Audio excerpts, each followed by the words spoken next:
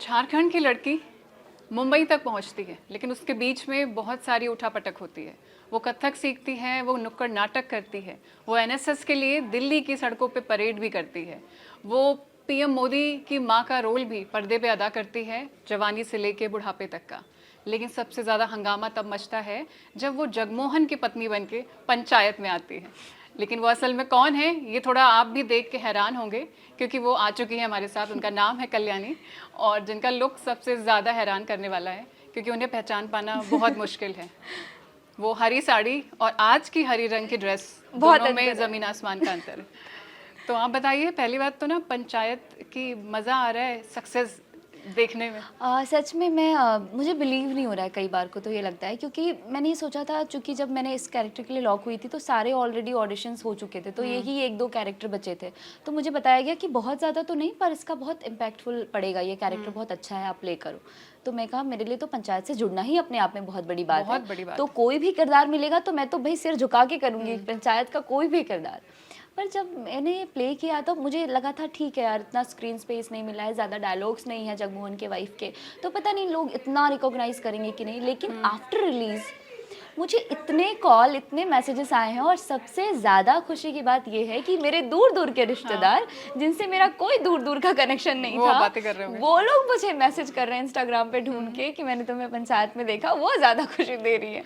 लोग तो बाकी लोग तो आपको प्यार करते हैं, आपको किसे प्यार नहीं पसंद होता है लोगों का मिले, बट जो रिश्तेदार जो दूर दूर के, मतलब बहुत दूर थे, वो भी फोन कर रहे हैं। वो रिश्तेदार जो सिर्फ ताने मारने के लिए होते हैं, ताने मारने के लिए होता है। वो तारीफ करते हैं तो अच्छा लगता है, वो तारीफ करते हैं तो बहुत। लेकिन आपकी वो हरी साड़ी कहाँ गई? मेरी हरी साड़ी तो प्रोडक्शन को पूछनी पड़ेगी कहाँ उठा के रखी है। बहुत चर्चे हैं उस साड़ी के। मेरे ख्याल से अगर वो साड़ी आप पहन लो तो तुरंत रिकॉग्नाइज होगा। Right, very true. बट कोई इमेजिन नहीं कर सकता उस किरदार में और अचानक से इतना बदल जाना। लेकिन उसमें ये भी मैंने देखा, खाली आपकी साड़ी नहीं है, उसको बहुत या तो आपने ध्यान रखा है या तो मेकर्स रखते हैं। आप जब बैठे हो गाँव में या सीन कर रहे हो तो उसमें पेटीकोट दिखता है, बिछुए दिखते हैं, नेल पेंट अधूरा जो एक होम मेकर होती है, मतलब महिला जो घर में काम करती है, वो अक्सर उसके नेल पेंट का ऐसे ही हालत होती है, वो होता है। और वो सिंदूर, बिंदी और उसके साथ उसके स्पेशली पॉस्चर, वो प्रॉपर नहीं बैठेगी, उसके तरीके, क्योंकि घर के काम है, थकान होती है, वो सब है आपकी बॉडी लैंग्वेज में। तो ये कैसे था? ये इसलिए क्योंकि जब मैंने आपको बताया ना, मेरी शुरुआत जो हुई है वो एनएसएस से थी। तो एनएसएस में मैं छोटे छोटे गांव में जाती थी, और उस गांव को गोद लेके, हम पूरे स्टूडेंट्स होते थे, 7-8 लोगों का ग्रुप होता था, उस गांव को गोद लेके वहाँ की महिलाओं के लिए काम करते थे। क्योंकि वो लोग ना ताड़ी में बहुत ज़्यादा, वो लोग ताड़ी के पति नशे में धुत रहता है, बीवी घर के सारे काम भी कर रही है, घर भी चला रही है, छोटे बच्चे स्कूल नहीं जा रहे हैं, तो हम उनका स्कूल में नामांकन कराते थे, उनके पेरेंट्स को समझाते थे, फिर उन महिलाओं को पढ़ाते भी थे रात को, जिसको प्रौढ़ शिक्षा बोलते हैं। तो वो सारे काम मैंने एनएसएस में रह के किए। तो जब मैं उन महिलाओं को देखती थी ना, तो उनसे बहुत, मतलब एक तरह से इस कैरेक्टर से बहुत ज़्यादा कनेक्शन मेरा इसलिए हुआ क्योंकि ऐसी महिलाओं को मैंने देखा है। उनके पेटीकोट दिख रहे होते थे पर सिर से पल्लू नहीं हटता था। तो ये जो मैंने उनके अंदर देखा था, यार इनकी बॉडी लैंग्वेज अलग ही होती है। अगर वो चल भी रही है ना, थोड़े अलग तरीके से चढ़ेंगी, क्योंकि आई थिंक वही थकान, जैसे आपने कहा कि बॉडी की एक अलग तरह की थकान होती है। तो जब मैं सेट पे थी, जब तक मैंने वो किरदार प्ले किया, मैंने यही कोशिश किया है कि उसमें 1% भी कल्याणी ना दिखे तो जगमोहन की मेहरारू दिखे, वरना ना दिखे। तो मैंने उसमें कहीं भी कल्याणी को दिखने नहीं दिया, और टचवुड बहुत अच्छा लगा मुझे वो परफॉर्म करके। लेकिन अगर वो कह सकते हैं कि कनेक्शन और किरदार को समझने की जो मुझे अक्ल आई थी, वो उन महिलाओं को देख के आई थी।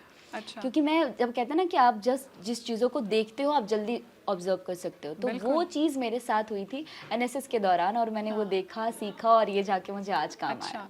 और एनएसएस के बाद आपको प्रणब मुखर्जी ने सम्मानित कर रहा है, आपके पास इंदिरा गांधी नेशनल अवार्ड है। जी। तो ये कहानी तो अभी तक फिलहाल चर्चा में थोड़ी बहुत आ गई है, लेकिन मैं जानना चाहूँगी आपसे कि आपकी एक फिल्म आती है, लोग अभी पंचायत से आपको जान रहे हैं। हाँ। वो फिल्म कौन सी थी जिसके लिए आपको ये अवार्ड मिला था? बेसिकली वो फिल्म नहीं थी, इसलिए मैं लोगों को बता दूं, काफ़ी लोग लोगों को नहीं पता है। ये इंदिरा गांधी नेशनल अवार्ड होता है, जो कि ऑल ओवर इंडिया में सिर्फ 20 वॉलंटियर को मिलता है।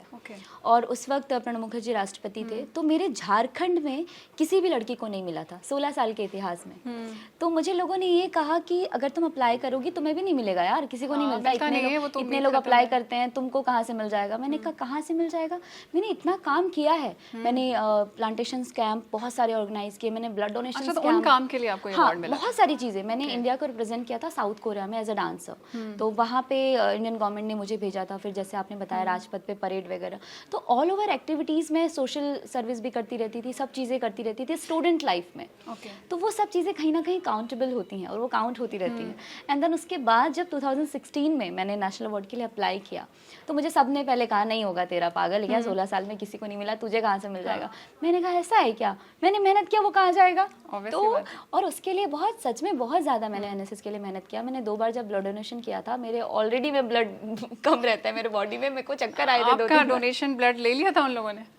बिकॉज मुझे सर्टिफिकेट चाहिए था फॉर नेशनल अवार्ड ऑल्सो, तो मैंने उसके लिए किया और दिया। और उसके बाद जब मेरा नेशनल अवार्ड में नाम आया, उस वक्त जो खुशी मुझे मिली थी वो मतलब पंचायत वाली खुशी, और इसको कंपेयर नहीं कर सकते। लेकिन हाँ, वो एक आपको ना आपका काम का वैलिडेशन मिलता है, एक गौरव, एक आपको शोहरत मिली है। बिल्कुल, ये शोहरत है, वो गौरव है। तो जब वो गौरव मिला था, और पहली बार मेरी मम्मी को मैं राष्ट्रपति भवन में लेके गई थी, क्योंकि मेरी मम्मी के लिए मैं लड़का हूँ उनकी, क्योंकि मेरा कोई भाई नहीं है, तो मम्मी के लिए ऑलवेज लाइक तू मेरा बेटा है वैसा वाला। तो पहली बार मेरी मम्मी राष्ट्रपति भवन में गई थी, उनके चेहरे की खुशी मुझे आज भी याद है, जो आज पंचायत रिलीज के बाद भी वही खुशी है। बिल्कुल। तो बेसिकली मेरी मम्मी का मानना ये है कि मैं उनके घर की लड़का हूँ, मतलब घर का बेटा जिसको बोलते हैं। तो मेरी मम्मी बड़ा प्राउड करते हैं मेरे ऊपर। तो एक दिन क्या हुआ, पंचायत रिलीज होने के बाद मेरी दूर की कोई बुआ की समथिंग, पता नहीं, मुझे एग्जैक्ट याद नहीं, मैं लोगों से कम अब बहुत अपने काम पे ज़्यादा फोकस करने लगी हूँ। तो उनका कॉल आया मेरी मम्मी के फ़ोन पे, क्योंकि सबका मतलब मेरा नंबर सबके पास नहीं है फैमिली में। मेरी मम्मी बड़े गर्व से उठाई, मुझको पता था वही बताने के लिए फ़ोन, अरे कल्याणी को देखे बहुत मज़ा आया पंचायत में। तो कह रही है हाँ हाँ देखे होंगे, करती रहती है मेरी बेटी। मैंने कहा मम्मी तुम तो मुझसे ज़्यादा बड़ी एक्टर हो, 2-4 सीरीज साइन हो चुकी हैं। कहती हाँ हाँ मेरी बेटी तो करती रहती है, हम तो देख देख के थक गए। मैंने कहा मम्मी थक गई। मेरी मम्मी मतलब मुझसे ज़्यादा बड़ी एक्टर है, पर उनकी जो खुशी है ना इस चीज़ को लेके, कि जैसे आप जब छोटे से शहर से आते हो ना, मतलब छोटे से गांव से जब बड़े शहर आते हो, बॉम्बे, मेरे शहर में किसी ने सपना नहीं देखा होगा, मेरे पूरे जिले में, मेरे पूरे जिले से कोई कभी नहीं आया। लोगों के लिए मुंबई आना भी एक सपना होता है। हाँ। आप तो मुंबई में इस वक्त छाए हुए हो, तो और दूसरा, अभी आपने एक बात बोली कि आप अपने घर का बेटा हो। आपने बताया मुझे ऑफ द कैमरा कि आपके फादर नहीं है, और ऐसे में ना एक लड़की, ऑलरेडी कहते हैं लड़कियां जिम्मेदार होती हैं, उम्र से थोड़ी बड़ी होती है, मैच्योर होती हैं, और आपका फादर का नहीं होना, आप मुंबई रहते हो परिवार के साथ, आपका भाई है, उसकी भी जिम्मेदारी है, मदर की भी जिम्मेदारी है। तो जो मुश्किलें उस हद तक तो नहीं जो पंचायत में थी, हमें क्या है, मज़ा आ रहा है जब जगमोहन माँ को निकाल रहा है वो मकान के लिए, लेकिन देखा जाए तो हम किसी के दर्द पे हंस रहे हैं। बिल्कुल, वो दर्द है। और अगर हमें ठीक है कि अरे कितना अच्छा है, बनराकस खड़ा हो गया, अगर देखा जाता ना उन सबके पास एक समस्याएं हैं सबके जो हमें मज़ेदार लग रही हैं, सबके पास वो है। और उस गांव में रहना आसान नहीं है जहां वो रह रहे हैं।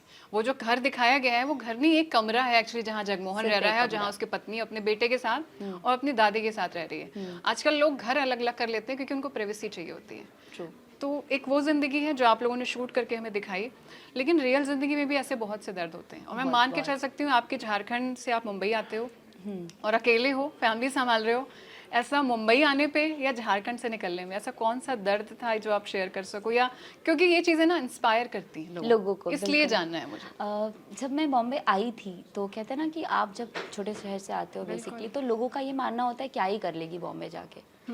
आपको खुद को प्रूफ करना बहुत मुश्किल हो जाता है। और जब तक आपका कोई गॉड फादर नहीं हो, जैसे मैं किसी बड़े इसके रिश्तेदार तो हूँ नहीं कि कोई मुझे बोलेगा कि आओ बेटा तुझे काम देते हैं, वैसा भी नहीं था। तो जो स्टार्टिंग स्ट्रगल होता है, ठीक है, अब जैसे मैं जब आई तो मैंने ना सोचा टीवी कर लेती हूँ थोड़े टाइम तक, पैसे भी ज़रूरी होते हैं। राधा कृष्णा शो किया ना, लेडी स्पेशल, सोनी टीवी के लिए।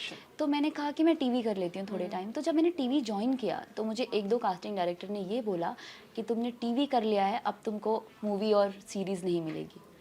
और ये बहुत हर्ट हुआ था उस टाइम कि यार मैं सपना लेके आई हूँ कि मुझे फिल्म करनी है, मुझे सीरीज़ करनी है। मुझे बचपन में मैं बोलती थी मुझे हीरोइन बनना है, लेकिन जब मुझे समझ आया कि एक्ट्रेस और हीरोइन में बहुत फ़र्क होता है, सिर्फ ग्लैमर और ये चीज़ें हीरोइन नहीं होती है। दीक्षित बहुत पसंद है मुझे, बहुत पसंद है। इनफैक्ट वो कथक डांसर है इसलिए ज़्यादा पसंद है, तो इसलिए हीरोइन वाला चस्का था। लेकिन जब बाद में समझा, जैसे जैसे बड़े होते हैं, मैच्योर होते हैं, समझ आता है कि आपकी अदाकारी ज़्यादा इंपॉर्टेंट है। हीरोइन बनना नहीं, एक अच्छी कलाकार बनना है, अच्छा पर्दे पे हर कैरेक्टर को अच्छे से निभाऊँ, यही ज़िंदगी है। लेकिन जब मुझे ऐसा बोला गया ना कि तुम फिल्म और सीरीज़ नहीं कर पाओगी, तुमने टीवी कर लिया है, तो मुझे इतना दुख हुआ था अंदर से कि यार मतलब ऐसा होता है कि एक टीवी शो कर लिया तो वहाँ से पत्ता कट। मुझे सीरीज नहीं मिलेगी। उसके बाद मैंने टीवी करना छोड़ दिया। अच्छा, तो सरवाइव कैसे किया फिर मैं चूंकि वैसे ऑफ स्क्रीन बोलूँ ऑफ स्क्रीन ऐसे नहीं, क्योंकि जाते देखो मुंबई की ट्रेन से या प्लेन से आप लैंड कर रहे हो, हाँ, जाते ही तो शो नहीं मिलता, जाते ही नहीं मिलता, और जाते ही वो फ्लैट नहीं मिलते। लोग बहुत बताते हैं चौल में रहते हैं। मैं आपको बताती हूँ मेरे बारे में। जब मैं बॉम्बे आई सबसे पहले, जब मैंने जिद किया सब भूख हड़ताल वगैरह करने के बाद फाइनली मम्मी के साथ, अच्छा ये सब करने आने के लिए भूख हड़ताल करनी पड़ी मुझे घर पे।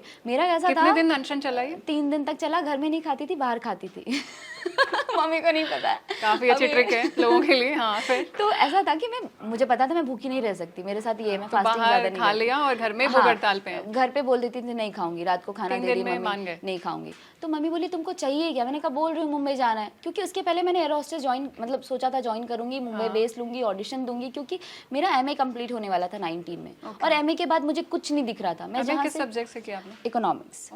तो मेरे यहाँ कुछ नहीं है, ना आप मास कॉम कर सकते हो, ना आप कुछ ऐसा कर सकते हो कि जिससे आप आर्ट के फील्ड में जुड़े रहो। हमारे यहाँ कुछ नहीं है, ना कोई ऐसा इंस्टीट्यूट है साहिबगंज में जहाँ से मैं बिलोंग करती हूँ। फाइनेंस पैसों से पकड़ कर रखी थी तो मैंने इकोनॉमिक्स। मैंने कहा मुश्किल है, फिर मैं कैसे करूँगी? फिर मैंने जुगाड़ लगाया। अच्छा। मैं घर पे बोलूंगी कि मैं नहीं खाऊंगी खाना अगर तुम लोग मुझे मुंबई नहीं जाने दोगी। तो 3 दिन में राजी हो गई? तो 3 दिन में मेरी मम्मी राजी होगी, लेकिन बोली तुम घर का काम कभी करती नहीं। मतलब मैंने किया नहीं, इनफैक्ट मेरी मम्मी ने कभी मुझे फोर्स नहीं किया, बोलती तू बस अपना कर।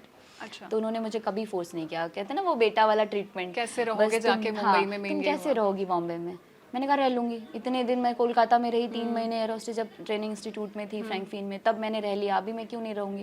बोलती तब तुम पीजी में थी, वहाँ खाना वाना मिलता था, यहाँ क्या करोगी? मैंने कहा रह लूंगी।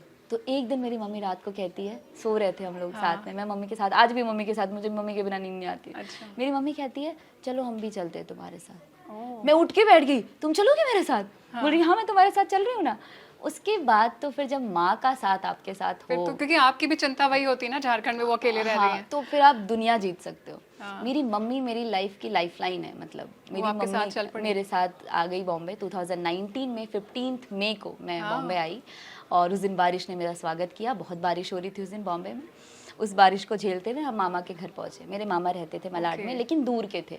तो आप किसी रिश्तेदार के यहाँ 2 दिन 3 दिन से ज्यादा, मैं वही बोलने वाली थी, रिश्तेदार के यहाँ कैसे करियर बनता है? नहीं बनता है, वही मैं बता रही हूँ। आप किसी भी रिश्तेदार के यहाँ ना 2-3 दिन से ज्यादा मत रुकना। रुकने के बाद बेइज्जती लगती है, मुझे ऐसा लगता है। हाँ, वो एहसास करा देते हैं आपको। ठीक है, तो मैं 3 दिन थी, और ये चीज़ आई थिंक मुझे एक्सपीरियंस ने सिखाया था कि किसी फैमिली वाले के ज़्यादा दिन मत रुको, फैमिली वाले के यहाँ। उसके बाद मेरी एक दोस्त के थ्रू और मामा जी के थ्रू मैंने ब्रोकर्स के नंबर निकाले। अच्छा, वो पहले से बॉम्बे में थी, एनएसएस फ्रेंड थी वो। तो मैंने उसको बोला मुझे ब्रोकर के नंबर दोगी क्या, जो इस एरिया का हो और जो मुझे मतलब घर दिला सके, क्योंकि इतना तो सेंस था कि ब्रोकर रूम दिलाते हैं, घर दिलाते हैं। फिर मुझे एक बहुत अच्छा ब्रोकर मिला, अनिल नाम था उसका, मुझे आज भी नाम याद है। उसने मुझे एकता नगर में जागृति 23 नंबर बिल्डिंग में उसने मुझे घर दिलाया। सब याद है। 11,000 रुपए रेंट था, सिर्फ 11,000। अच्छा। और बड़ा प्यारा सा छोटा सा घर था, 1 BHK का फ्लैट था, और मुझे गैस वैस सब मिली। मतलब मैं अपने आप को लकी महसूस करती हूँ कि मुझे सब चीजें। 11,000 कहाँ से आ रहे थे उस टाइम? आप क्या कर रहे थे उस टाइम? तो मैंने बहुत पैसे जमा कर रखे थे पहले से। अच्छा, वही जमा पैसे लेके आई थी। पैसे लेके। अच्छा, लोग कितने पैसे लेके? कई बार होता है ना, हम 40,000 लेके गए थे, ये खत्म होने तक स्ट्रगल करना था, और फिर एक सीरीज मिल गई। नहीं, आपका वो अमाउंट क्या था? मुझे लगता है मैंने रखे थे 2-2.5 लाख रुपए जमा करके रखे थे अच्छे खासे, क्योंकि मुझे आपको मैं बताऊँ स्पीच जीता, 1 लाख रुपए तो ऐसे मिले थे 10 मिनट के स्पीच के। तो मैं सारे पैसे जमा करके रखती थी। 2.5 लाख रुपए लेके आप मुंबई आई थी? और 2.5 लाख रुपए थे। हाँ, फिर मुझे वो घर मिला और फिर मेरी जर्नी शुरू हुई। और घर मिलते ही मैंने ऑडिशन देना शुरू किया। आरामनगर में ऑडिशन के लिए जाती थी। लेकिन बहुत दिन को बाद मुझे आरामनगर जाने का मौका मिला। पहले मुझे कोऑर्डिनेटर्स के नंबर मिले, और वो कैसे मिलते हैं? कई बार लोग पूछते हैं, नहीं पता होता है लोगों को। मैं बताती हूँ, जैसे आप किसी भी लोग से जुड़ो, जब थिएटर ज्वाइन करते हो आप, तो मैंने वहाँ जाते ही संस्कार भारती को कांटेक्ट किया। संस्कार भारती एक ऐसी संस्था है जो देश के हर क्षेत्र में काम कर रही है, कला के लिए, बेसिकली सिर्फ कला के लिए काम करती है। तो झारखंड में भी थी, तो झारखंड में मेरे कॉन्टैक्ट थे। मैंने झारखंड वालों से दिल्ली से कॉन्टैक्ट निकाला, दिल्ली से मुंबई का कॉन्टैक्ट मिला, और जब मुंबई का कॉन्टैक्ट मिला मैंने कॉन्टैक्ट किया। अच्छे आज भी मेरे वो भैया जैसे हैं, जगदीश भैया उनका नाम है, उनको मैं राखी बांधती हूँ, मेरे राखी ब्रदर बन गए अब तो।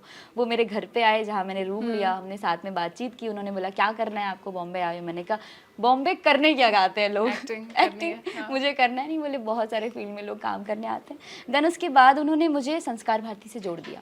और संस्कार भारती का उस वक्त एक प्ले हो रहा था, माँ मुझे जीने दो। ओके। उसमें जो लीड लड़की थी वो 2-3 दिन पहले आई थिंक मुझे लगता है गाँव गई थी, बारिश का सीजन शुरू हो चुका था।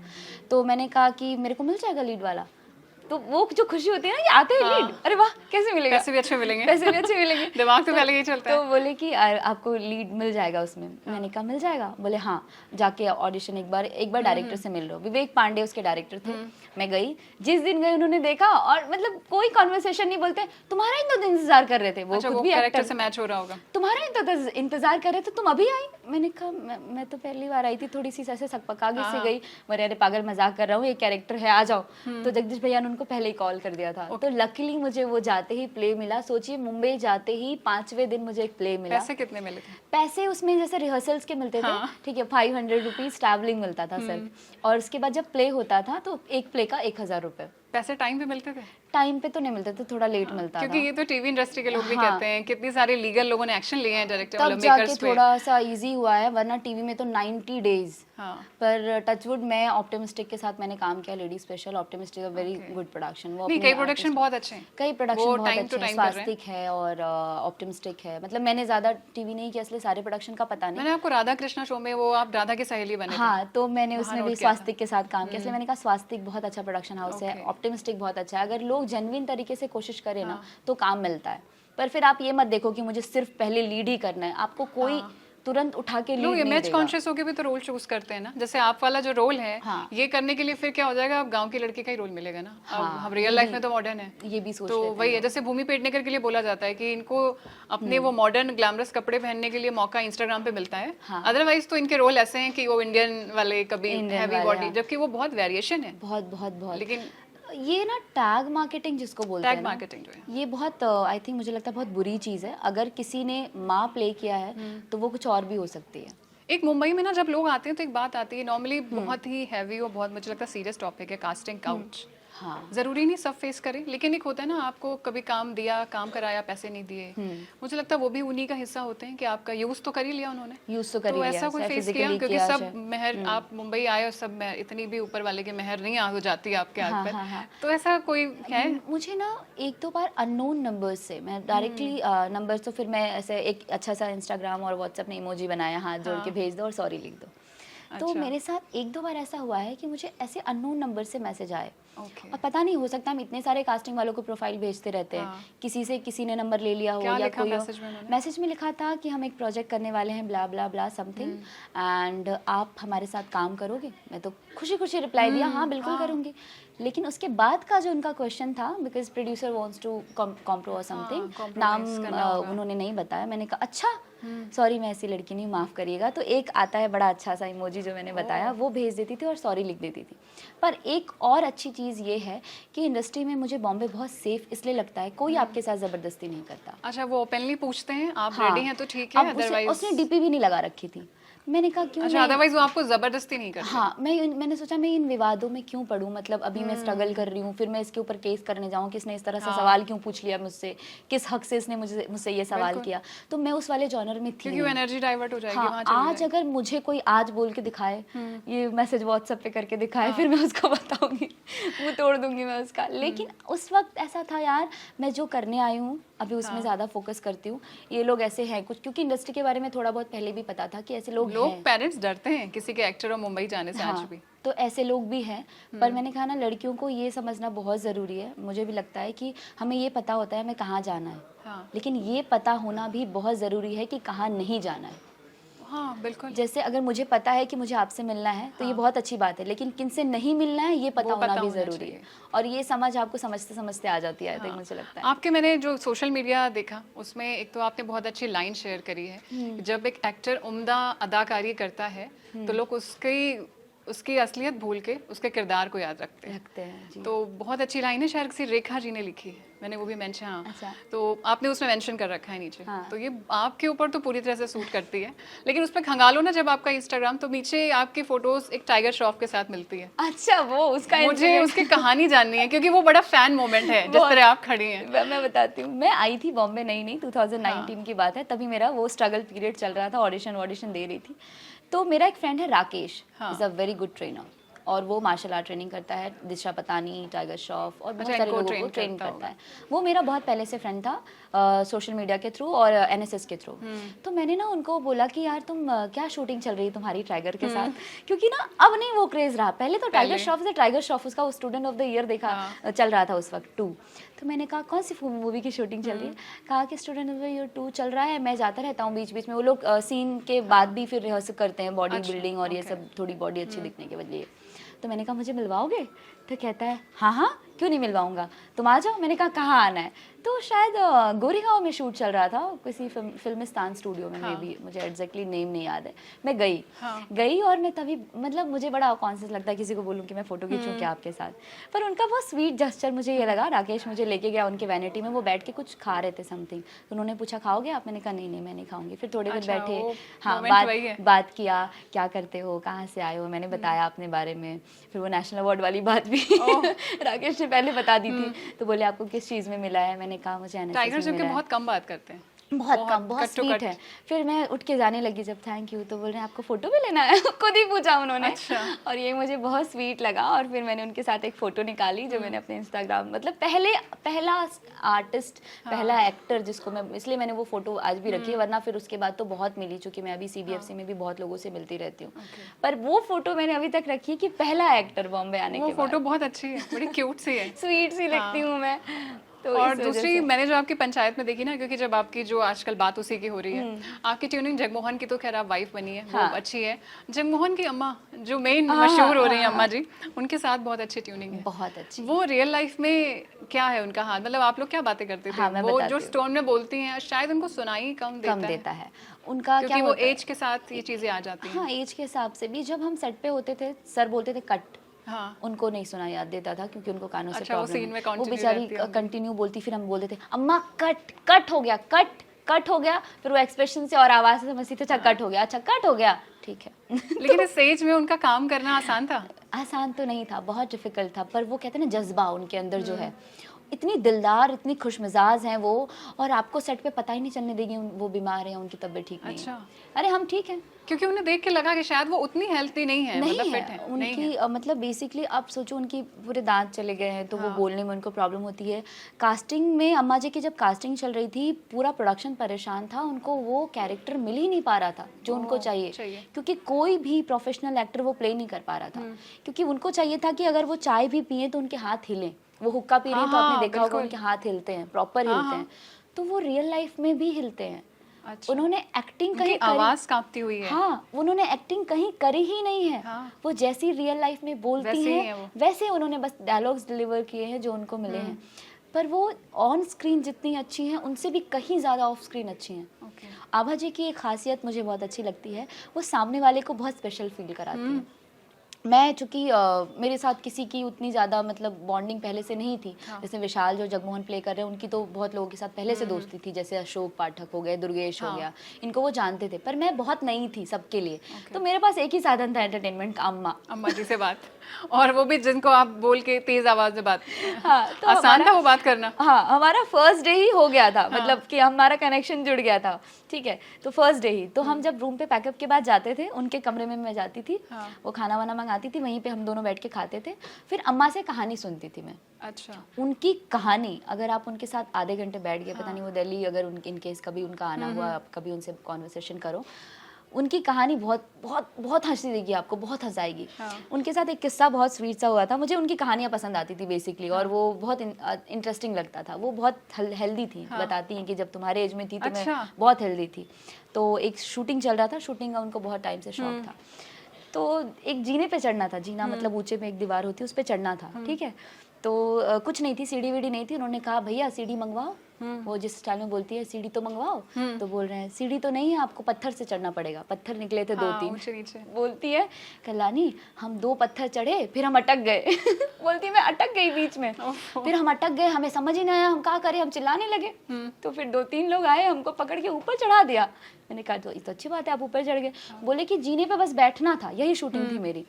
बोली मैं बैठ भी नहीं पाई, इतनी मोटी थी, मैं गिर गई जीने से। मैंने कहा गिरे कहाँ? बोलती 2 औरत आंगन में बैठ के कुछ काम कर रही थी, वहां गिर गई। तो वो दो औरत उनको उठा नहीं रही हैं। हाँ। उनका बेटा भाग के आया, कह रहा है ये कौन है, तो बोलता है अरे शूटिंग कर रही थी गिर गई। तो ये अम्मा क्या कहती है पता है, हाँ। अरे तुम लोग बाद में बात कर लेना, हमको कोई उठा लो भाई। उनको ये ना लग रहा हो ये भी शूटिंग का हिस्सा है, एक्शन सीन हो रहा है। वो कह रही है तुम लोग बाद में बात करो, हमको उठा लो, हम गिर गए क्योंकि मोटी थी, क्योंकि वो हेल्दी उठनी है। बात नहीं, उन्होंने बहुत नेचुरल, आप बोल रहे हो वैसे ही है वो, बहुत अच्छी एक्टिंग करी बहुत है। अच्छी, बहुत अच्छी। बाकी ये जो आप लोग ने पंचायत जब शूट करी ना, एक तो देख के लग रहा है कितनी गर्मी है, गर्मी। बहुत ज्यादा ये शूट करना, क्योंकि जब आप कट शुरू हो जाता है एक्शन, उसके बाद तो आपके ऊपर एसी और वो सब नहीं लगाते ना, नहीं, फैन बिल्कुल आके, नहीं, तो बिल्कुल ये शूट करते वक्त ये नहीं होता था कि दिक्कत आ रही होगी? बहुत मुझे अच्छा ये लगा था कि टीम बहुत अच्छी और है आपका उस तो मामले मकान में। भी बहुत बड़ा, छोटा सा था वो, और एक तो क्या था, हमारे घर के आसपास दूर दूर तक ना कोई आपको चीज कहीं नहीं है उस कुछ घर नहीं के है। पास। हाँ, और हमारी जो वैनिटी थी वो भी बेस पे खड़ी होती थी। अच्छा। और वैनिटी तक जाने आने के लिए गाड़ी थी प्रोडक्शन की, हाँ। पर वो चूंकि शूट लोकेशन ऐसा था, बार बार गाड़ी आएगी जाएगी, तो हमें पानी 2-2 मिनट में पिलाया जाता था। पर हम पता है पानी जानबूझ के ज़्यादा क्यों नहीं पीते थे, क्यों?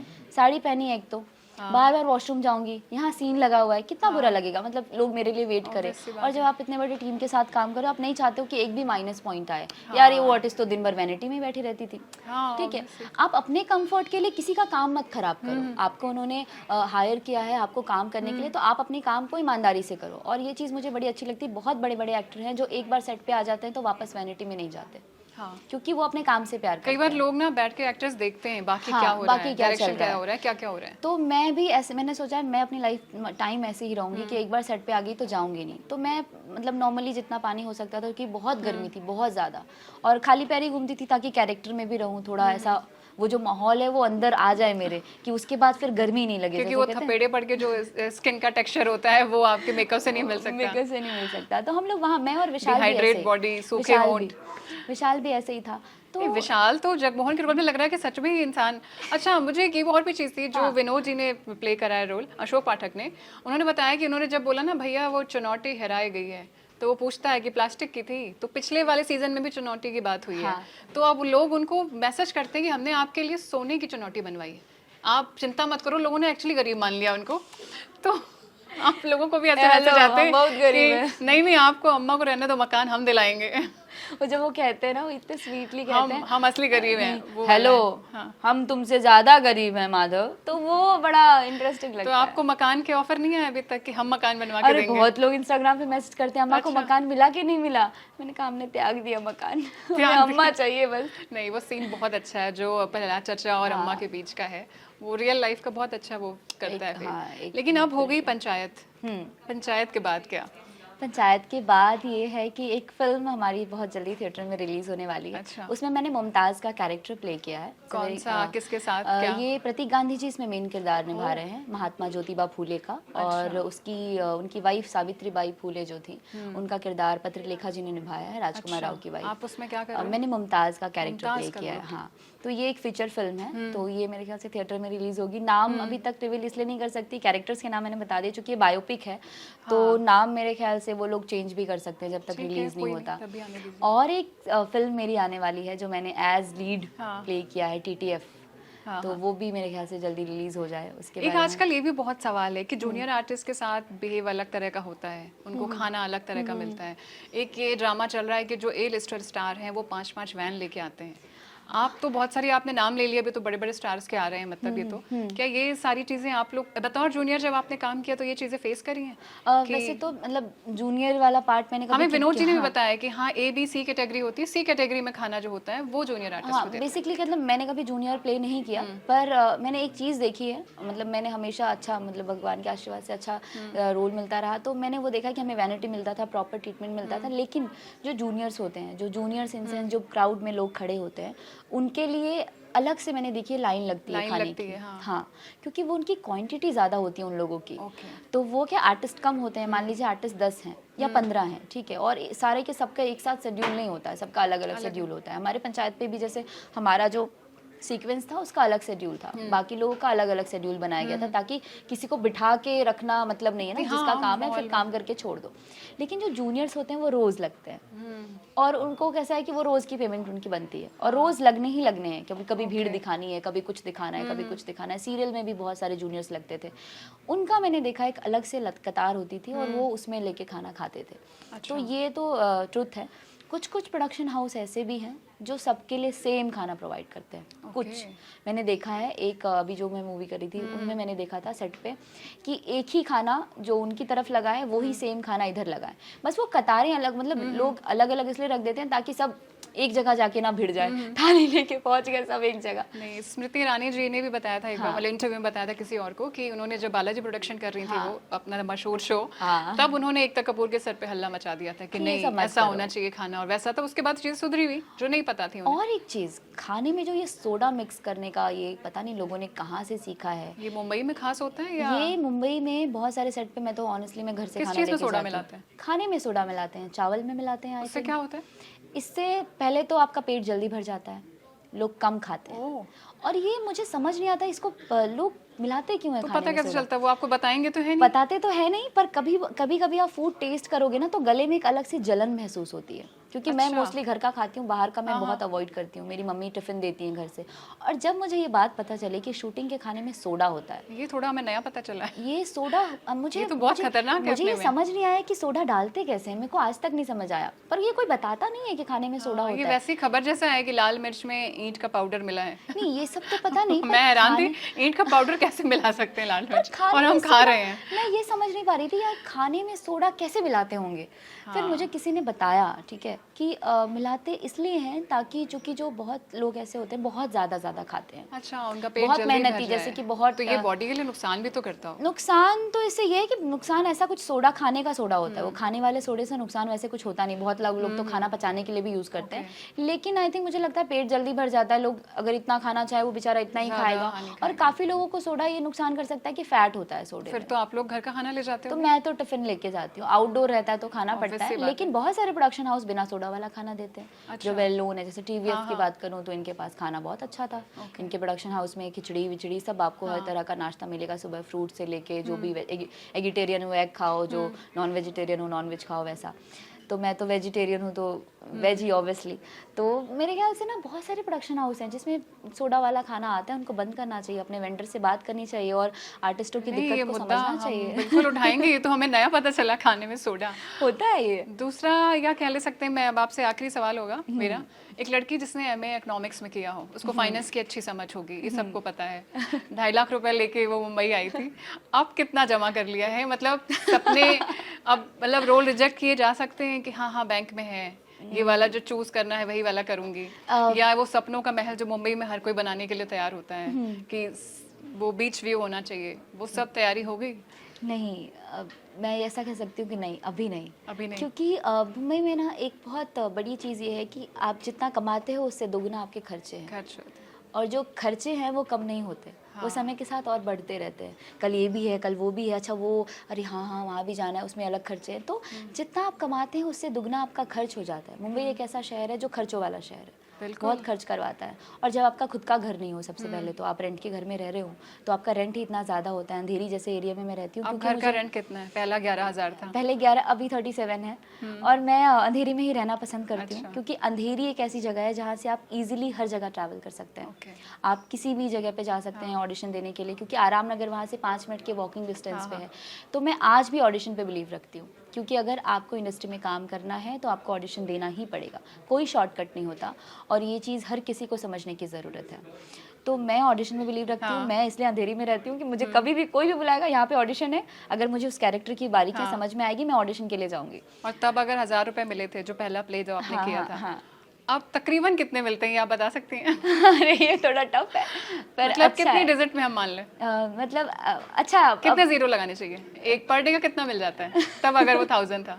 अभी तो मतलब 35 हो जाना चाहिए, मतलब ऐसा भी है। एड्स के मैं काफ़ी अच्छे खासे अभी चार्ज कर रही हूँ, मतलब टचवुड ऐड मिल जाता है। तो ऐड मुझे बहुत पसंद आता है, क्योंकि ऐड में क्या होता है ना, 2 दिन का शूट होता है, 1 दिन का शूट होता है, और बजट अच्छे खासे मिलते हैं। तो आपको बड़ी खुशी होगी, अगर 1 दिन का कोई 50,000 दे रहा है तो किसको खुशी नहीं हो रही? तो ऐड के अच्छे खासे मिलते हैं, सीरीज की सबसे ज्यादा अभी तक के जो ऐड करें कौन सा अमाउंट मिला है? मुझे 75,000 मिला था 2 दिन के काम के। Dabur fame bleach. ओके। हाँ, वो मैंने किया था, तो मुझे आज भी वो ऐड याद है। तो कई काम ऐसे होते हैं जो आपको तुरंत इंस्टेंट आपको लगता है हाँ यार 1 महीने में 1 ऐड कर लिया काफ़ी है। नहीं, हम चाहेंगे आपके ऐसे मोटे मोटे चेक्स कट हों, बस ब्लैंक बिल्कुल, चेक हो, दुआ जिसमें करिए आप मेरे डिजिट्स लिए। खुद भरें और खूब तरक्की करें। बिल्कुल। पंचायत में जैसे आपने हमें हंसाया भी है, रुलाया भी है, और आगे भी आपने बताया बहुत अच्छे किरदार जो सुनने में आ रहे हैं, जिन पे काम होगा, और बहुत सारी शोहरत हम उम्मीद करते हैं, और आपकी माँ के लिए भी हम दुआ करते हैं कि अपनी बेटी के लिए उन्होंने जो सारे सपने देखे हैं बिल्कुल। वो पूरे हों। मतलब एक चीज़ मैं आपको बताऊं मेरी मम्मी के बारे में, कि मेरी मम्मी ने कभी ये नहीं कहा कि तुम्हारे पापा नहीं है अभी, नहीं रहे तो तुम घर से बाहर मत निकलो, बेटी बन के रहो। मोस्टली मेरी मम्मी बहुत पढ़ी लिखी नहीं है, क्लास 8 तक भी नहीं पढ़ी होंगी, उनको हस्ताक्षर करना आता है, किताब पढ़ लेती हैं, पर उनके अंदर जो समझदारी जो उन्होंने हमें दी ना, कि तुम कुछ भी करो, तुम घर से बाहर निकलो, बस नाक मत कटाना, बाकी जो करना है करो। तो वो जो आज़ादी आपको घर से एक बार मिलती है ना, फिर आप दुनिया जीत लेते हो। वो मेरी मम्मी के कॉन्फिडेंस की वजह से मुझ में आई है, वरना तो दुनिया आपके पैर को नीचे जब तक आप ऊपर नहीं पहुंचो खींचती रहती नहीं, है, आप खींचती रहती बिल्कुल है। सही कह रहे हैं। मैंने भी अपने दादा और मदर से सीखा है। वो आज के ज़माने में हाई एजुकेशन नहीं है, उन्होंने म्यूज़िक किया, दादाजी मेरे उर्दू के मैट्रिक थे उस ज़माने में, हाँ। और लेकिन उनको देख के मुझे ये महसूस हुआ था कि एक अच्छे इंसान होने के लिए डिग्री की ज़रूरत नहीं होती, नहीं होती, बिल्कुल और आपको हुनरमंद होना है तो वो आपके अंदर की बात होती है। बिल्कुल। वो कहीं किसी कॉलेज में नहीं सिखाया जाता। कहीं नहीं सिखा सकते, कहीं तो नहीं। आपकी मदर की हुनरमंद बेटी इतना ज़्यादा शोहरत पा रही है, और बहुत सारी कॉन्ग्रेचुलेशंस थैंक और यू। थैंक यू पंचायत बनाने के लिए। ये मैंने प्रहलाद चाचा से भी कहा था अरे कि वाह। शुक्रगुजार हैं हम इतनी खूबसूरत सीरीज देने के लिए। Thank you. Thank you Thank you. Richa ji, thank you Aaj तक।